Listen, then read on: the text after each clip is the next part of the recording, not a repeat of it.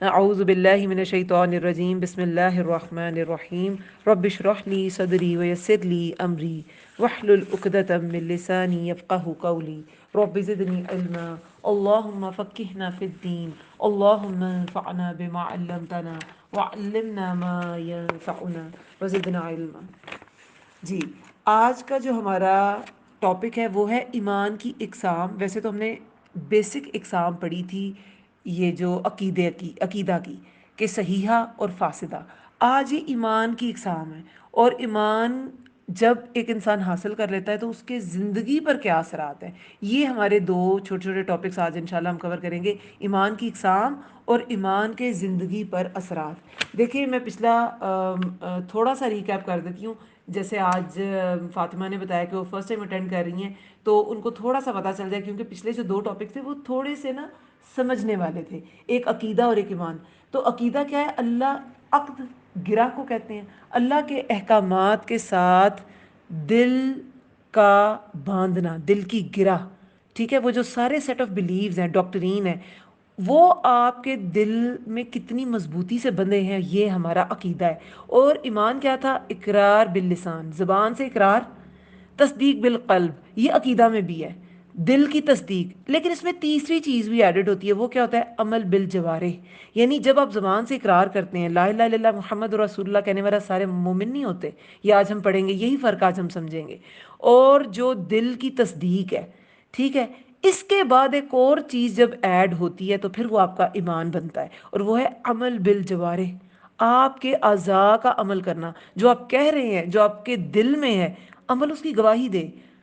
جب عمل اس کی گواہی نہیں دیتا تو کسی کو کیا سمجھ آئے گی کہ آپ کے دل میں کیا ہے؟ اللہ تعالیٰ نے اپنے بندوں کو کیا حکم دیا ہے؟ تم ظاہر پر معاملہ کرو۔ نبی صلی اللہ علیہ وسلم بھی ظاہر پر معاملہ کرتے تھے، ورنہ منافقین کو کیا سزائیں نہیں دی جا سکتی تھی؟ انہیں یہ نہیں کہا جا سکتا تھا آپ اسلام کے دائرہ سے خارج ہیں؟ لیکن اس طرح تو پھر آگے امت مسلمہ میں ایسے ہی فتاویٰ دیے جاتے، تکفیر کے، کفر کے۔ تو ظاہر پر معاملہ، تو یہ جو ظاہر ہے نا، یہ عمل جو ہے یہ بڑا ضروری ہے، یہ آپ کے قلب کی تصدیق کرتا ہے۔ اب دیکھیں، جو عقیدہ ہے یہ ہم ایز اے بک پڑھ رہے ہیں، ٹھیک ہے؟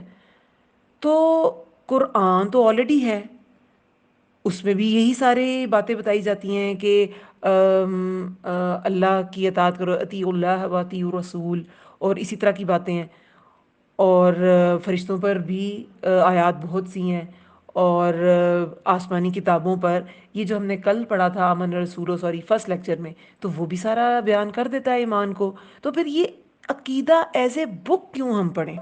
دیکھیں، عقیدہ کی جو انگلش ہے نا وہ ہے تھیولوجی، ٹھیک ہے؟ گریک ورڈ جیسے بایولوجی گریک ورڈ سے مل کے بنتا ہے، تھیو کہتے ہیں گاڈ کو، لوجیا ہوتی ہے اسٹڈی، لیٹ مڈل انگلش کا یہ لفظ ہے۔ تو یہ ہے اسٹڈی آف گاڈ، ٹھیک ہے، ٹھیک ہے، گاڈ کی اسٹڈی، یعنی کہ ہر چیز جو گاڈ کے، رب کے کانسیپٹ کو الیبوریٹ کرے، ایکسپلین کرے، وہ عقیدہ ہے، ٹھیک ہے؟ اب کرسچینٹی میں بھی ایک عقیدہ ہے، ہندوازم میں بھی ایک عقیدہ ہے، اسلام کا بھی ایک عقیدہ ہے۔ اسلام میں تمام اعتقادات جو ہمیں اللہ سے مضبوط باندھتے ہیں، ان کو جاننا جو ہے نا، وہ عقیدہ عقیدہ کہلاتا ہے، عقیدہ کا جاننا کہلاتا ہے۔ یہ ایز اے سبجیکٹ میں بات کر رہی ہوں، عقیدہ ویسے وہی ہوتا ہے کہ آپ نے وہ سیٹ آف بلیفس کو اپنے دل کے ساتھ باندھ لیا ہے۔ میں ایز اے سبجیکٹ، کیونکہ ہم یہ ایز اے سبجیکٹ پڑھ رہے ہیں، اسلامی عقائد بک کا نام ہے۔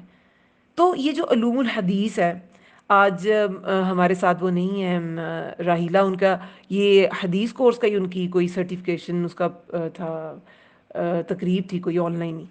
تو علوم الحدیث ہے، علوم القرآن ہے، کون سی آیتیں منسوخ ہوئیں، کون سی ابھی بھی ہیں، حکم ابھی باقی ہے قرآن میں لیکن اس کا آیت منسوخ ہے، اور کچھ آیات ایسی ہیں جو آیات قرآن میں ہے لیکن اس کا حکم منسوخ ہے۔ ان میں سے آج ہم نے کیا پڑھا ہے کہ جب تم مرنے کے قریب ہو تو اپنے وارثوں کو کیا دو؟ اپنے وارثوں کو وصیت کر جاؤ۔ یہ تب کی بات ہے جب وراثت کے احکامات نہیں آئے تھے، لیکن اب وراثت کے احکامات آ چکے ہیں، اب وارثوں کو وصیت نہیں کی جاتی۔ اب تو وصیت کے لیے وہی احادیث ہم لیتے ہیں کہ تم 1/3 کی وصیت کر سکتے ہو، اور وہ بھی زیادہ ہے۔ جو اپنے صدقہ کرنا ہے نا، کسی فلاحی ادارے کو دینا ہے، کسی غریب رشتہ دار کو دینا ہے، کسی کی مدد کرنی ہے، اس کے لیے وصیت کی جاتی ہے۔ وراثت کے تو اللہ نے قوانین رکھ دیے ہیں، بالکل واضح ہو گئے ہیں، قرآن میں ہیں وہ وراثت کے قوانین۔ ابھی ہم آگے جب جوں جوں یہ سفر طے کریں گے تو ہم ان سے بھی گو تھرو ہوں گے۔ تو لیکن وہ آیت ابھی بھی باقی ہے. تو یہ سارا کچھ مطلب یہ علوم القرآن ہے نا، یہ سب اب الگ الگ سبجیکٹس ہیں. نبی صلی اللہ علیہ وسلم کے زمانے میں یہ الگ الگ سبجیکٹس نہیں تھے، عربی گرامر نہیں پڑھی جاتی تھی، مگر اب یہ سبجیکٹس ہیں. کیوں؟ کیونکہ ان سبجیکٹس کی ضرورت ہمیں ہے اللہ کو جاننے کے لیے. جانیں گے تو کیا ہوگا؟ مانیں گے. مانیں گے تو کیا ہوگا؟ عمل کریں گے. پھر جب عمل کریں گے وہ پھر پورا سرکل ایمان کا کمپلیٹ ہو جائے گا. پھر ہمارا ایمان مکمل ہوتا ہے عمل کے ساتھ. اس لیے عقیدہ ایسا سبجیکٹ ہے جس میں ایمانیات پڑھائے جاتے ہیں، کیونکہ ان کو پڑھے بغیر ایمان درست نہیں ہوگا، اور درست نہیں ہوگا عمل پختہ نہیں ہوگا. تو جو عمل ہے نا وہ ایمان میں داخل ہے. اس لیے عقیدہ میں مختلف ایمان کے اجزاء ہم پڑھیں گے. آج ایمان باللہ سٹارٹ میں کرنا چاہ رہی تھی، لیکن میں نے کہا نہیں، ابھی یہ جو آپ کی بیس ہے نا اس کی، اور جیسے کچھ اگر آج فرسٹ ٹائم سن رہے ہیں تو ان کو انشاءاللہ سمجھ آ جائے گی کہ سمرائز میں نے کر دیا ہے کہ لاسٹ 2 لیکچرز میں کیا بیسک بات کی گئی ہے. لیکن خیر وہ لیکچرز کا جو اپنا سینس ہے وہ تو ادھر ہی ہوتا ہے، لیکن انشاءاللہ آپ کو آگے سمجھ آ جائے گی. اگر آپ کے یہ 2 کانسیپٹس کلیئر نہیں ہیں تو آپ کو آگے آپ وہ ساری عمارت ہی اس پہ کھڑی ہونی ہے. یہ بیس ہے.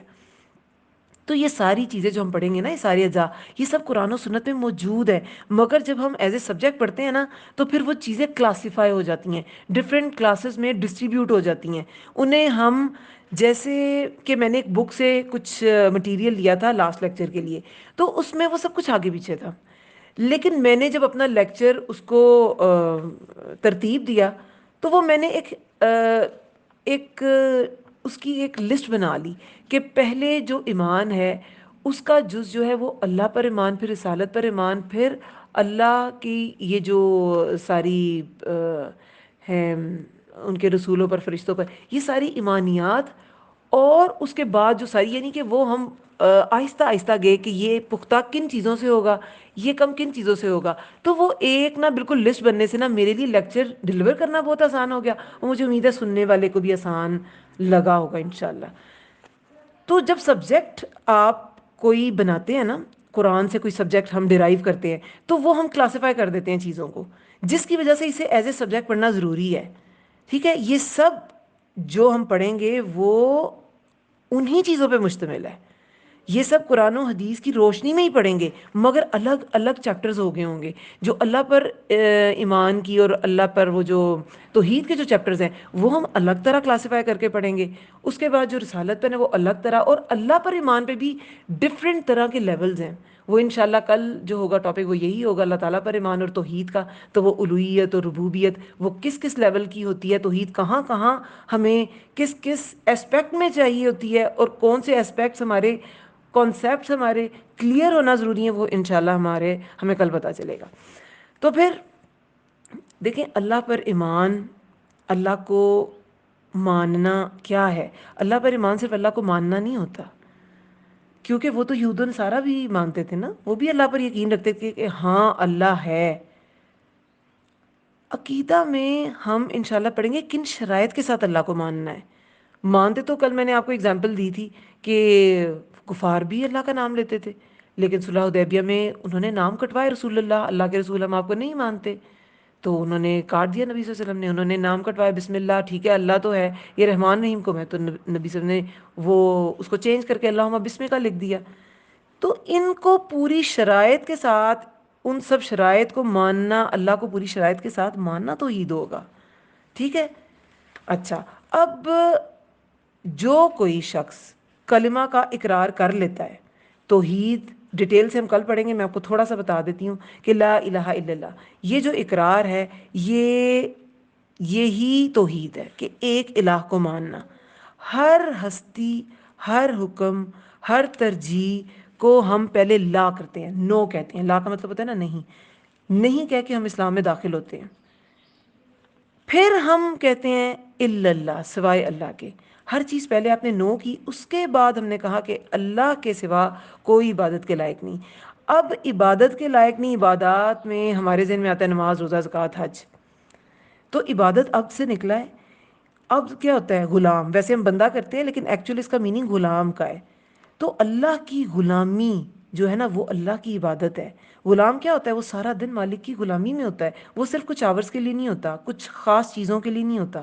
تو ہمارا ہر عمل, ہمارے عبادات, ہمارے معاملات, ہمارے جذبات, ہماری اخلاقیات, ہم کس سے کیسے ڈیل کر رہے ہیں, ہمارا رشتہ داروں سے سلوک, پڑوسیوں سے سلوک, سب کچھ جو ہے نا وہ ہمارا اللہ کے عبد والا ہونا چاہیے, وہ اللہ کے مطابق ہونا چاہیے. ٹھیک ہے, پھر ہم یہ جو عبادت ہے نا اس کو پاتے ہیں. اسلام جو ہے نا, اسلام اور ایمان, یہ دو شرعی اصطلاحیں ہیں, اصلاحات ہیں, ان میں فرق ہے. یہ ایک چیز نہیں ہے. آپ یہ سمجھ لیں کہ عام جو اگر بات کی جائے نا, اسلام عام ہے اور ایمان خاص ہے. ہر مسلمان مومن نہیں ہوتا, مگر ہر مومن مسلمان ہوتا ہے. جیسے کہ ہر میٹرک کرنے والا گریجویٹ نہیں ہوتا, لیکن ہر گریجویٹ جو وہ میٹرک پاس ضرور ہوتا ہے. یہ پہلا سٹیپ ہے. ٹھیک ہے, اسلام قبول کر کے چاہے آپ کا عقیدہ سٹرونگ نہیں بھی ہے نا, مسلمان ہو جاتا ہے انسان. اسی لیے ہم کسی کو کفر کا فتویٰ نہیں دے سکتے. آج کے پارہ میں جو میم نے جو لیکچر دیا اس میں بھی یہ بات تھی کہ تکفیر کا فتویٰ آپ نہیں دے سکتے کسی کو. آپ کفر کے فتوے نہیں لگا سکتے کسی پہ, کسی بھی بات پر. پھر دیکھیں, جیسے گناہ کبیرہ کا ارتکاب کر لیتے ہیں, مسلمان بھی کرتے ہیں. کون سا گناہ نہیں کر رہے مسلمان؟ تو وہ اسلام سے خارج نہیں ہوتے, بلکہ کیا ہوتا ہے, ناقص الایمان ہو جاتے ہیں. جیسے ہم نے لاسٹ لیکچر میں کیا حدیث پڑھی تھی کہ جب انسان زنا کرتا ہے تو اس کا ایمان درست نہیں رہتا. جب ایک زنا کی بات تھی اور ایک اور گناہ کی بھی بات تھی کہ کچھ ایسے گناہ ہیں کہ جس کے کرنے سے, جس کا ارتکاب کرنے سے انسان ایمان والا نہیں رہتا.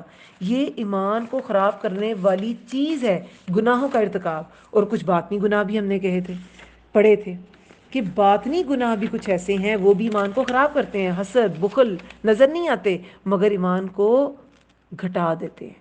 تو ایمان گھٹتا تو ہے لیکن آپ انہیں نان مسلم ڈکلیئر نہیں کر سکتے. جو بھی اہل قبلہ ہے, جو اسلام قبول کر چکے ہوتے ہیں, وہ گناہ گار ہوں بھی. لیکن دیکھیں اس میں توحید شرط ہے بہت بڑی, یہ ہمیشہ ذہن میں رکھنا ہے آپ نے. توحید پہلی شرط ہے, یہ اس کے بعد گناہوں کی بات ہے. کہ جیسے ہم نے ایک مثال پڑھی تھی حدیث مبارکہ میں, ایک شخص کی مثال نبی صلی اللہ علیہ وسلم نے دی تھی کہ اس نے توحید کے علاوہ کوئی نیک کام نہیں تھا کیا, لیکن اس کو اللہ نے بخش دیا تھا اس کے ڈر کی وجہ سے اور توحید کی وجہ سے. تو ایسا شخص جس کی توحید خالص تھی نا, وہ گناہوں میں پڑ گیا تو ہم اسے کافر نہیں کہہ سکتے. کافر تو چلے ایک سینس میں, دو تین سینسز میں ورڈ یوز ہوتا ہے. کفر جو ہے انکار کے لیے بھی یوز ہوتا ہے, ناشکری کے لیے بھی کفر کا ورڈ یوز ہوتا ہے. تو وہ ناشکری کرتا ہے اللہ کے احکامات کی اور اللہ کے دین کی. لیکن یہ جو مشرک بھی ہم کہنا شروع کرتے ہیں اپنی مسلمان بہن بھائیوں کو, یہ بہت ہی غلط بات ہے. یہ شرعی ایک آپ کو پتہ ہے ڈیسیژن ہے کسی کو کافر کہنا یا مشرک کہنا. یہ آپ ایسے ہی چلتے پھرتے کسی کو نہیں کہہ سکتے اور نہ ہی کہنا ہے. ٹھیک ہے, ان چیزوں میں فرق کو سمجھنا ہے بس ہمیں. تو اگر توحید خالص ہے نا تو سزا کے بعد وہ شخص جنت میں داخل کر دیا جائے گا, کیونکہ شفاعت اسے ملے گی. اور بہت بہت زیادہ گناہ گار انسان کو بھی شفاعت کے ذریعے, مگر اس سے پہلے شفاعت کے ذریعے بخشا جائے گا, مگر اس سے پہلے وہ کس کس چیز سے گو تھرو ہوگا یہ ہم سوچ بھی نہیں سکتے. دنیا کی آگ 17واں حصہ ہے جہنم کی آگ کے. جہنم کی آگ 70 ٹائم زیادہ تپش والی ہے. تو آپ چولہے پہ ہاتھ رکھے 5 منٹ رکھ سکتے ہیں, تو یہ جلنا ہم لوگ کے لیے افورڈیبل نہیں ہے. کوئی اس آس پہ بیٹھا رہے ہاں میری توحید خالص ہے اور میں گناہ کرتا رہوں, تو وہ جہنم ناقابل برداشت چیز ہے. اور اس جسم کے ساتھ تو کوئی برداشت کر بھی نہیں سکتا. ہمارے جسم بھی بہت بڑے ہو جائیں گے, اور ورنہ تو آگ کا عذاب یہ جسم تو برداشت بھی نہیں کر سکے گا. خیر وہ انشاءاللہ جب اس کی جہنم جنت ان کی بھی انشاءاللہ ہم ڈیٹیلز پڑھیں گے انشاءاللہ. تو یہ سب کچھ اس کا مطلب یہ ہے, سمری یہ ہے کہ قرآن و سنت سے جب تک ثابت نہ ہو, کوئی شرعی دلیل نہ ہو, آپ کسی کو کافر نہیں کہہ سکتے. ٹھیک ہے, ایمان کی اقسام ہے.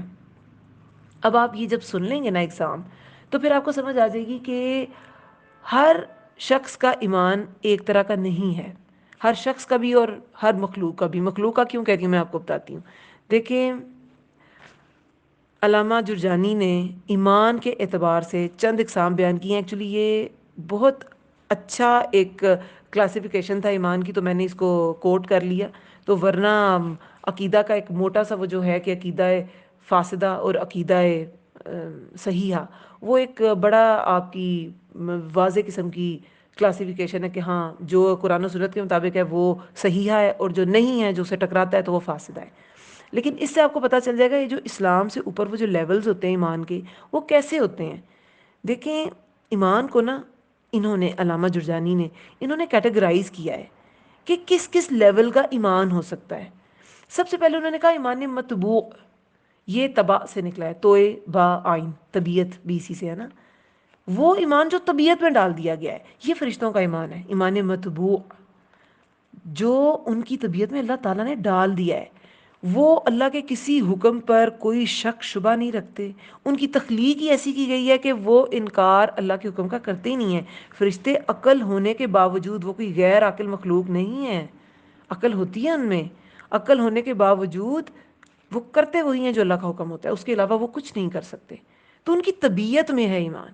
پھر دوسرا ہے ایمان معصوم، یہ انبیاء کا ایمان ہے. انبیاء معصوم ہوتے ہیں، وہی الہی کی روشنی میں وہ کام کرتے ہیں. اور اگر کوئی غلطی ہو بھی جائے، جیسے ہم نے ڈیفرنٹ انبیاء کی پڑھی اور پھر انہوں نے توبہ کی، حضرت آدم علیہ السلام کی، حضرت یونس علیہ السلام کی، حضرت یوسف علیہ السلام کی، تو اللہ تعالیٰ فوراً اصلاح کر کے ان کی غلطی مٹا دیتے ہیں، کیونکہ وہ معصوم ہیں. انبیاء معصوم ہوتے ہیں، ان کے دل گناہوں سے پاک ہوتے ہیں. پھر ہے ایمان مقبول. اب دیکھیں یہ مقبول ایمان کی بات کی جا رہی ہے، یہ مومنوں کا ایمان ہے. یہاں مسلمان نہیں کہا. مومن معصوم نہیں ہوتے، یہ غیر معصوم ہوتے ہیں، غلطیاں بھی سرزد ہوتی ہیں، مگر ان کی توبہ کرنے پر اللہ تعالیٰ ان کی غلطیاں معاف کر دیتے ہیں. مومن وہ نہیں ہوتا جو غلطی کرتا ہی نہیں ہے، مومن وہ ہوتا ہے جو رجوع کر لیتا ہے. غلطی تو انسان کی سرشت میں ہے، وہ تو فطرہ میں لکھ دی گئی ہے، اور شیطان ہر وقت بہکانے پہ ہے، تو غلطی تو وہ کرے گا، اسے ہو جائے گی. مگر وہ غلطی پہ جب تک ڈٹا نہیں رہے گا نا اور توبہ کرتے رہے گا، اللہ تعالیٰ اسے معاف کر دے گا. ایک امام سے انہوں نے پوچھا، ان کے کسی شخص نے، کہ میں کب تک توبہ کروں، کہ میں تو گناہ کرتا ہوں پھر توبہ کر، لیکن پھر میں گناہ کر لیتا ہوں، پھر توبہ کرتا ہوں لیکن پھر میں گناہ کر لیتا ہوں. تو انہوں نے کہا جب تک شیطان تم سے مایوس نہ ہو جائے. تو توبہ کی کوئی رینج نہیں ہے، بس آپ فوراً اللہ تعالیٰ سے ڈریں اور معافی مانگیں. پھر چوتھا ہے لیول ایمان موقوف. موقوف کیا ہے؟ موقوف کر دیا گیا. یہ اہل بدعت کا ایمان ہے، جو دین میں علاوہ دین طریقے ڈھونڈتے ہیں، جس سے ثابت ہوتا ہے کہ ان کا اللہ پر، اللہ کے دین پر ایمان جو ہے نا وہ کامل نہیں ہے. دیکھیں ایمانیات پر، ایمانیات کیا ہیں؟ جو اللہ تعالیٰ رسول اللہ صلی اللہ علیہ وسلم کے احکامات کے مطابق ایمان کے اجزاء ہیں، وہی سارے ایمانیات ہیں. وہ ان سب احکامات پر کامل ایمان نہ ہونے کی وجہ سے انسان نئے نئے طریقے ڈھونڈتا ہے. اللہ تعالیٰ نے اتنے عبادت کے طریقے بتائے، لیکن ہم کہیں نہیں نہیں نہیں، اس میں بھی کوئی فائدہ ہوگا، اس میں بھی ثواب ہے. اگر وہ قرآن و حدیث سے ثابت نہیں ہے تو ہم یہ کیوں ڈھونڈتے ہیں ایسے طریقے، اور کیوں اپناتے ہیں ایسے طریقے؟ تو وہ ایمان جو ہے نا وہ ایمان موقوف ہے. ٹھیک ہے. پھر ایک پانچواں ہے ایمان مردود، مطلب یہ تو ریجیکٹ ہی کر دیا جائے گا نا، بالکل ہی ریجیکٹ. وہ جو پہلے والا ہے وہ پھر کیا کہنا چاہیے، اس کو مؤخر اللہ تعالیٰ شاید کر دیں، کہ کیونکہ جو بھی گناہ کرتے ہیں چاہے وہ بدعت کا ہی گناہ ہے، جب شرک کی توبہ ہے تو ہر گناہ کی توبہ ہے. شرک کی توبہ قبول اسلام ہوتا ہے، تو ہر گناہ کی توبہ ہے. تو ہر شخص کے پاس کوئی بدعات میں ہے، کسی گناہ میں ہے، کبائر میں ہے، اس کے پاس اپنی زندگی تک موقع ہے، وہ اپنے ایمان کو ریوائز کر سکتا ہے اور وہ کر لے. ہم سب اس موقع سے فائدہ اٹھائیں اور ہم سب چیک کریں کہ ہم کہاں کہاں پہ غلطی کرتے ہیں. اب یہ جو پانچویں ٹائپ ہے نا، یہ ایمان مردود ہے، یہ منافقین کا ایمان ہے. مطلب اندر سے بالکل نہیں، اسلام کی چیزیں پسند نہیں، قرآن کے احکامات سے اختلاف ہے، اندر نقص ڈھونڈتے ہیں. وہ جیسے اللہ تعالیٰ رحم فرمائے، کچھ مسلمان ہمارے بہن بھائی بھی اب ڈھونڈتے ہیں، اور وہ مذاق میں ایسی باتیں کہہ دیتے ہیں کہ جو ایک مسلمان کو سوٹ نہیں کرتی کہنا، اور مذاق اڑانا. تو یہ اندر سے کچھ ہوتے ہیں اور اوپر سے کچھ ہوتے ہیں. تو ان کا ایمان مقبول نہیں ہے. جن کا دل ہے ہی نہیں، صرف ظاہری طور پر کچھ فائدوں کے لیے. منافقین نے کیا کیا تھا؟ کچھ فائدوں کے لیے اسلام قبول کیا تھا نا، اندر سے تو وہ مسلمانوں کے اور اسلام کے خلاف تھے. ٹھیک ہے. تو یہ ایمان مردود ہے. وہ ایسے منافقین جو ہیں یہ پل صراط سے بھی نیچے گر جائیں گے. پل صراط پہ کیا ہوگا؟ مسلمان اور منافق اس پہ پیش کیے جائیں گے نا. کافروں کا تو پہلے ہی انہیں اعمال نامہ دکھا کے تو بس جہنم میں ڈال دیا جائے گا. لیکن منافق چونکہ وہ ایمان کے دعویٰ دار تھے، اسلام کے دعوے دار تھے، وہ جائیں گے اس پہ. لیکن جب روشنی نہیں ایمان کی، وہاں تو اپنے اعمال کے حساب سے روشنی ہوگی، تو پھر یہ گر جائیں گے جہنم میں، اور ان کا ایمان بھی مقبول نہیں ہے. اچھا، اب ایمان کے مشتملات. ایمان کن چیزوں پہ مشتمل ہے یہ میں آپ کو بالکل بیسکس بتا دیتی ہوں، باقی ہم ون بائی ون انشاءاللہ ہر ٹاپک میں سیکھیں گے. الہیات جو اللہ سے ریلیٹڈ ہے، جو اللہ کا کانسیپٹ کلیئر کرتے ہیں، توحید ہے، شرک کی نفی ہے، نواقض ایمان ہے، ایمان کو توڑنے والی چیزیں، اللہ کی صفات ہیں، اسماء ہیں، اور مطلب جو اللہ کا رب کا کانسیپٹ کلیئر کرتے ہیں، وہ سب الہیات. ایک نبوات جو نبیوں سے ریلیٹڈ ہے کہ نبی رسول میں فرق کیا ہے، امتی ایک عام امتی اور رسول میں کیا فرق ہے، رسول کی عظمت، ان کی بشریت کے تقاضے، یہ سب کچھ نبوات. اور جادو اور کرامت میں فرق، مطلب نبیوں کو جو ملتا تھا وہ کیا ہوتا تھا، وہ معجزے ہوتے تھے. عام انسان اگر کوئی ایسی چیزیں کرنا شروع کر دے تو وہ جادو ہوگا آج کے زمانے میں اگر ایسا کچھ ہو جائے. اور اگر کسی عام انسان کے لیے اللہ تعالیٰ کچھ ایسا کرتا ہے وہ کرامت ہے. وہ ہم انشاءاللہ جون جون یہ سفر طے کریں گے، پڑھیں گے. اور سماعیات، سماعیات سماع سے سننے والی چیزیں، یعنی جن کا مشاہدہ ہم آنکھ سے نہیں کر سکتے، لیکن چونکہ رسول نے ہم تک پہنچا دیا تو عقل چاہے دلیل دیتی ہے نہیں دیتی، لیکن ہم نے کیا کہنا ہے، سمعنا و اطعنا، ہم نے سن لیا، ہم نے اطاعت کی. اس میں سب غیب کی چیزیں، فرشتوں کو ہم نے نہیں دیکھا لیکن ایمان رکھنا ہے، عذاب قبر کو نہیں دیکھا ایمان رکھنا ہے، عالم برزخ میں کیا ہوتا ہے ایمان رکھنا ہے، عالم غیب اس پہ ایمان رکھنا ہے، تقدیر نہیں دیکھی کسی نے اچھی بری لیکن اللہ کی طرف سے ایمان رکھنا ہے. تو یہ سب کچھ ٹھیک ہے. اب دیکھیں الہیات میں سے ہم ادھر سے ہی سٹارٹ کریں گے اپنا باقاعدہ جو عقیدہ کی سٹڈی ہے، اور اس میں توحید آئے گا پہلا انشاءاللہ، وہ ہمارا کل کا ٹاپک ہے. ایک چیز جو آج کے ٹاپک میں آپ لوگوں سے شیئر کرنا چاہتی ہوں وہ ہے، جب انسان ایمان حاصل کرتا ہے نا تو اس کی زندگی پر کیا اثرات ہوتے ہیں، کیا چیزیں تبدیل ہو جاتی ہیں اس کی لائف میں. اور یہ قرآن سے ہی ہمیں پتہ چلتی ہیں. دیکھیں سورہ بقرہ کے ابھی 257 آیت میں کیا 257 آیت میں کیا آتا ہے، اللہ ان لوگوں کا دوست ہے جو ایمان لائے، وہ انہیں اندھیروں سے نکال کر روشنی کی طرف لے آتا ہے. تو اللہ ان کا دوست بن جاتا ہے. کیا ملتا ہے؟ ایمان لانے کی جو سب سے بڑی جو دولت ہے ایمان لانے کے بعد، وہ ملتی ہے اللہ تعالیٰ کی محبت، اللہ تعالیٰ کا قرب. تو سب سے پہلی یہ چیز. اس کے بعد جیسے رسول اللہ نے بھی فرمایا کہ یقیناً اللہ تعالیٰ نے تمہارے درمیان تمہارے اخلاق کو اسی طرح تقسیم کیا ہے جس طرح تمہارے درمیان رزق کو تقسیم کیا ہے. اور اللہ تعالیٰ جسے پسند کرتا ہے اسے بھی دنیا دیتا ہے، اور جسے ناپسند کرتا ہے اسے بھی دیتا ہے. یعنی دنیا جو ہے نا وہ دونوں کو ملتی ہے، لیکن ایمان صرف اسے عطا کرتا ہے جسے وہ پسند کرتا ہے. تو ایمان کس بات کی علامت ہے؟ وہ بندہ اللہ کا چنا ہوا بندہ ہے. تو ہم نے ایمان کو بڑھانا ہے. یہ سب اس سفر سے جب انشاءاللہ ہم عقیدہ کی پوری بک پڑھ لیں گے تو یہ ابھی سے عہد کریں کہ اپنے ایمان کو اپلفٹ کرنا ہے. جو کچھ ہم نے سننا ہے اس پر ہم نے عمل بھی کرنا ہے، کیونکہ عمل کے بغیر ایمان ہمارا مکمل نہیں ہوگا. پھر دیکھیں سیدھے راستے کی طرف رہنمائی. سورہ التغابن میں کیا آتا ہے؟ اور جو شخص اللہ پر ایمان لائے تو اللہ اس کے دل کو ہدایت دیتا ہے. کون دعا نہیں مانگتا نماز میں اہدنا الصراط المستقیم؟ سب مانگتے ہیں نا سیدھے راستے کی طرف ہدایت. ہم سب ہر نماز میں مانگتے ہیں. تو اللہ کہتا ہے جو ایمان لائے تو پھر میں اسے اس کے دل کو ہدایت دے دیتا ہوں. وَمَن يُؤْمِن بِاللَّهِ يَهْدِ قَلْبَهُ، تو میں اس کے دل کو ہدایت دے دیتا ہوں. پھر غموں سے نجات. غموں سے سورہ یونس کی آیت نمبر 62 اور 63 میں ہے، سن لو جو اللہ کے دوست ہیں انہیں نہ کچھ خوف ہوگا اور نہ وہ غمگین ہوں گے. وہ لوگ جو ایمان لائے اور ڈرتے رہے. تو ایمان لانے والا اسے نہ خوف ہوگا نہ وہ غمگین ہوں گے. یہ خوف کیا ہوتا ہے؟ خوف نا دنیا کی بھی بہت سی چیزوں کا ہے، غم دنیا کی بھی بڑی چیزوں کا ہے، لیکن اصل غم جو ہے نا وہ آخرت کا غم ہوتا ہے. تو اس میں یہ دونوں شامل ہیں. ہماری آخرت کو بھی امان مل جائے گی ایمان لانے سے، اور ہماری دنیا کے بھی جو خوف ہے نا اگر میں نے یہ بات کہی تو فلاں ناراض ہو جائے گا، اگر میں نے یہ بات کی. آج ہم نے کیا پڑھا؟ وخشونی، مجھ سے ڈرو. اور تو نہ تم ڈرو ان سے، وخشونی اور ڈرو مجھ سے. یہ آج سیکنڈ پارہ میں تھا. تو صرف اللہ سے ڈرنا ہے.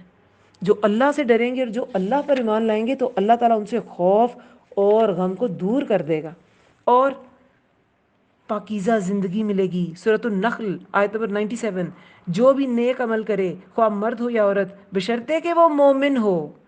نیک عمال نان مسلمز بھی کرتے ہیں، مگر وہ آخرت میں فائدہ نہیں دیں گے، کیونکہ وہ ایمان نہیں لاتے، وہ اللہ کو واحد نہیں مانتے، رسول اللہ کو آخری نبی نہیں مانتے، اور باقی بھی چیزوں پہ ایمان نہیں رکھتے، نہ تقدیر پہ، نہ فرشتوں پہ، نہ موت کے بعد جی اٹھنے پہ. تو اس لیے ان کی وہ جو اچھی چیزیں ہیں وہ فائدہ دیں گی انہیں، کیونکہ اللہ تعالیٰ ناانصافی اور بے عدلی نہیں کرتا. دنیا میں فائدہ دیں گی، آخرت میں اس کی کوئی جزا نہیں. لیکن جو ایمان کے ساتھ نیک عمل کرتے ہیں تو پھر انہیں کیا ملتا ہے؟ انہیں پاکیزہ زندگی ملتی ہے. سورۃ النحل 97 آیت میں ہے کہ مرد ہو یا عورت نیک عمل کرنے والا، بشرطے کہ وہ مومن ہو، تو ہم اسے ضرور پاکیزہ زندگی بسر کرائیں گے. یعنی کہ اس کی زندگی کو ہم پاکیزہ بنا دیں گے. اب اس میں بہت سی چیزیں آ سکتی ہیں پاکیزہ بنانے میں. آپ دیکھیں، جب آپ ایمان لے آئے، ٹھیک ہے، دل کو بنا لیا. ایمان گھٹتی بڑھتی چیز ہے نا، یہ تو ہمیشہ ذہن میں رکھیں کہ اس کو بار بار ریوائز کرنے کی ضرورت ہے. تو جب تک آپ نے اس کو آپ رینیو کرتے رہنا تو آپ پاکیزہ زندگی میں رہیں گے. جب وہ بوسیدہ ہونا شروع ہو جائے گا تو آپ پاکیزگی سے ہٹتے جائیں گے، پھر رینیو کریں گے، پھر آپ کا دل کی پاکیزگی کا لیول اوپر آ جائے گا. تو پاکیزہ زندگی کے لیے آپ کا ایمان ہونا آپ کے دل میں، آپ کے دل کا پوری طرح آمادہ ہونا اللہ کے احکامات پر، اور پھر اس پر عمل کرنا نہایت ضروری ہے. پھر اللہ تعالیٰ کی بھی تائید آئے گی. وہ بھی آپ کو، آپ کے لیے ایسے سرکمسٹانسز، ایسے حالات پیدا اللہ تعالیٰ کریں گے کہ آپ اس زندگی پر قائم رہ سکیں گے. ٹھیک ہے. دنیا میں نیک اعمال کا صلہ، دیکھیں دنیا کی فکر میں رہنے والوں کے لیے نا یہ ایک اٹریکشن بھی ہے، کیونکہ ہم میں سے اکثر لوگ کو، چاہے ہم پڑھتے ہیں، بہت پڑھتے ہیں، مگر پھر بھی ہمیں آخرت سے زیادہ نا دنیا کی فکر ہوتی ہے. تو دنیا والوں کے لیے بھی اس میں جزا ہے. یہ حدیث مبارکہ ہے صحیح مسلم کی.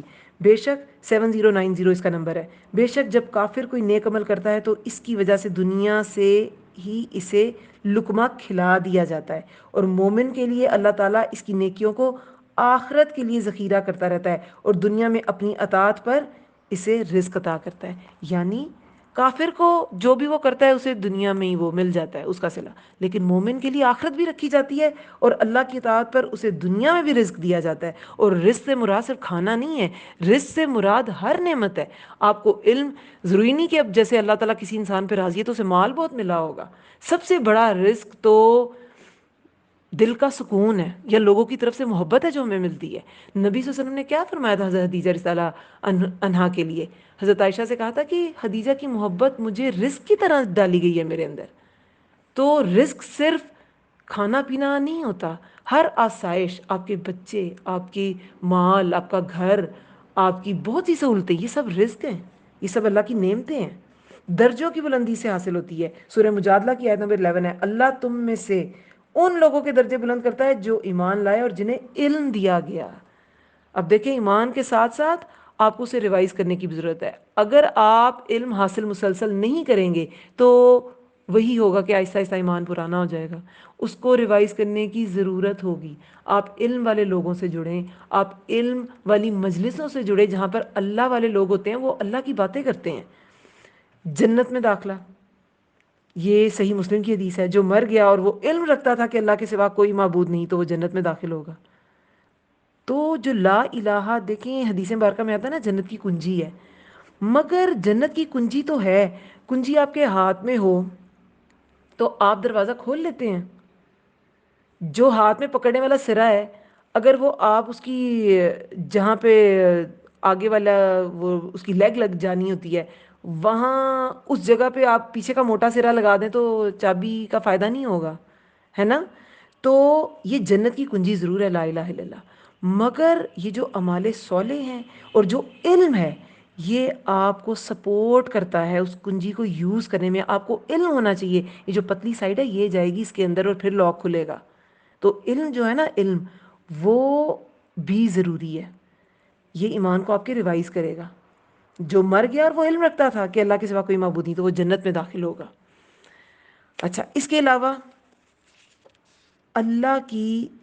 اللہ کے راستے میں اپنی صلاحیتوں کو لگانے کا جو عرض ہے وہ انسان میں تبھی پیدا ہوتا ہے جب اس کے اندر ایمان ہوتا ہے.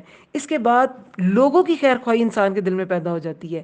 باہم خیر و بھلائی کا جذبہ جو ہے وہ مومن کے اندر پیدا ہو جاتا ہے. جیسے ابھی ابو داؤد کی حدیث ہے کہ مومن کا آئینہ ہے اور ایک مومن دوسرے مومن کا بھائی ہے. اس کے سامان کی حفاظت کرتا ہے, اس کی غیر موجودگی میں اس کا دفاع کرتا ہے. تو یہ ایمان کی نشانیاں ہیں. اگر آپ مومن کی تعظیم نہیں کرتے, دوسرے اپنے مسلمان بہن بھائیوں کی تعظیم نہیں کرتے, ان کی چیزوں کی حفاظت ایسے نہیں کرتے جیسے اپنی چیزوں کی کرتے ہیں, ان کے لیے وہ پسند نہیں کرتے جو آپ اپنے لیے پسند کرتے ہیں, تو پھر ایمان میں کمزوری ہے. ٹھیک ہے. اور بھی اس کے بہت سے ایفیکٹس ہیں. گناہ کے بارے میں انسان فکر مند ہو جاتا ہے. وہ دیکھیں صحیح بخاری کی حدیث ہے کہ بلا شبہ مومن اپنے گناہوں کو ایسے محسوس کرتا ہے جیسے وہ کسی پہاڑ کے نیچے بیٹھا ہے اور ڈرتا ہے کہ کہیں وہ اس کے اوپر نہ گر جائے, کہ یعنی نیچے نہ جا پڑے. پہاڑ کے نیچے بیٹھا ہے اور ڈرتا ہے کہ کہیں وہ اس کے اوپر نہ گر جائے, پہاڑ اس کے اوپر نہ گر جائے. کہ اتنا زیادہ اسے بوجھ محسوس ہوتا ہے, اتنا خطرہ محسوس ہوتا ہے کہ میں نے گناہ کر دیا, اب میں بچنے نہیں والا. گناہ مومن پہ بھاری ہو جاتا ہے. یہ سب ایمان لانے کے اثرات ہیں انسانی زندگی پر جو ہمیں قرآن و حدیث سے ملتے ہیں. امانت داری 3 چیزیں ایسی ہیں جن میں مومن کا دل خیانت نہیں کرتا. اللہ کے لیے عمل میں اخلاص, مسلمان حکمرانوں کی خیر خواہی اور اپنی جماعت کو لازم پکڑنا. اس میں خیانت نہیں کرتا مومن. ایمان ہوگا تو ہم یہ کرتے ہیں, اگر ایمان نہیں تو ہم یہ نہیں کریں گے. ہمیں تو بس اپنی فکر لگی ہوگی. یہ ایمان انسان کو دوسرے مومنوں کے ساتھ جوڑ دیتا ہے, وہ ہمارے عمل کو خالص کر دیتا ہے, اور مسلمان حکمرانوں کی خیر خواہی, یہ وہ حکمران ہیں جو اسلام کے مطابق حکومتوں کو چلائیں. مسلمان حکمرانوں کی خیر خواہی اور جماعت کو لازم پکڑنا. اس کے علاوہ یعنی کہ ایمان والا ہمیشہ کسی جماعت کو پکڑے رکھتا ہے. وہ مسلمانوں سے الگ تھلگ ہو کے زندگی, رہبانیت اسلام کا حصہ نہیں ہے. ہم دنیا میں رہتے ہوئے, لوگوں میں رہتے ہوئے اسلام کو پریکٹس کرتے ہیں, ایمان کو پریکٹس کرتے ہیں. ہم کسی کونے میں 1.5 انچ کی مسجد بنا کے نہیں بیٹھتے. ٹھیک ہے. نصیحت قبول کرنے والا ہو جاتا ہے مومن. بلا شبہ مومن اس حال میں پیدا کیا گیا, یہ حدیث مبارکہ ہے کہ وہ آزمائش میں مبتلا ہونے والا, بہت توبہ کرنے والا اور بہت بھولنے والا ہوتا ہے. جب اسے یاد کروایا جاتا ہے تو وہ یاد کر لیتا ہے. تو وہ کیا توبہ کرنے والا ہوتا ہے, نصیحت قبول کرنے والا ہوتا ہے. اچھا, اللہ تعالی ہمیں مزید اس کو سمجھنے کی, اس کو اپلائی کرنے کی اپنی لائف میں توفیق دے. آمین رب العالمین. ہماری گفتگو, ہمارے جیسچرز, ہماری ہر چیز ایسی ہو کہ پتہ چلے وہ مومن ہے. آج ہم نے کھانے پینے کے بارے میں پڑھا. صحیح مسلم کی حدیث ہے مومن 1 آنت میں پیتا ہے اور کافر 7 آنتوں میں پیتا ہے. تو دیکھیں کھانے پینے کا مومن کا فرق ہے باقی لوگوں سے, مومن کی گفتگو کا فرق ہے باقی لوگوں سے, اس کے جیسچرز, اس کے اخلاق کا فرق ہے باقی لوگوں سے. یہ فرق اگر ہمارا نہیں دکھتا نا تو پھر ہم نے اس کا حق ادا نہیں کیا, اس دین کا حق ادا نہیں کیا. یہ سب کچھ جان کر بھی ہم لا علم رہے, اور اگر علم والے ہو بھی گئے تو بے عمل رہے. تو علم آپ کو فائدہ تبھی دے گا جب وہ عمل میں ڈھلے گا, ورنہ وہ انفارمیشن ہے, وہ نالج نہیں ہے. اسے آپ نے اکنالج ہی نہیں کیا تو وہ نالج کہاں سے ہوا, پھر وہ صرف انفارمیشن ہے. اپنی گفتگو کو, آگے رمضان آ رہا ہے, ہم نے صرف اپنے کھانے کو کنٹرول نہیں کرنا, اپنی گفتگو کو بھی کنٹرول کرنا ہے. ترمذی کی حدیث ہے مومن تانا دینے والا, لعنت کرنے والا, فحش گو اور بیہودہ گو نہیں ہوتا. تو اللہ تعالی ہمیں یہ سب کچھ پریکٹس کرائے. آج کا یہ لیسن لمبا تھا لیکن یہ بھی ضروری تھا.